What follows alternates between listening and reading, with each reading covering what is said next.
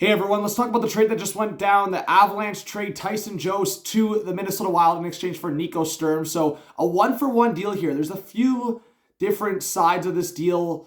Obviously on the surface, it's a one-for-one deal. Two guys that are in their 20s, mid-20s. And I look at Nico Sturm, 6'3", over 200 pounds. I look at Tyson Jost, 5'11", more of a skilled guy.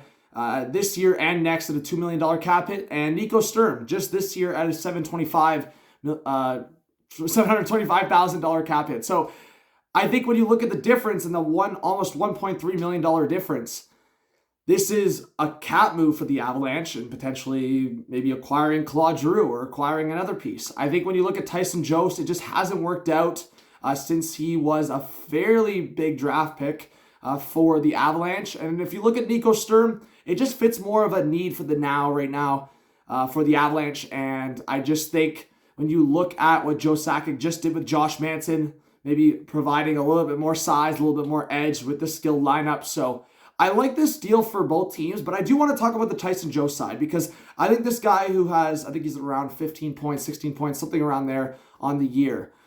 He's a guy that I've always seen the potential with. And I just think whether he plays center or wing with the Minnesota Wild, I like this move for Bill Guerin. Obviously, the Avalanche, I feel like this is just another move to come here, and they're going for the cup. And the weird part is the Minnesota Wild and Avalanche could face off against each other in the first round or in the playoffs in general.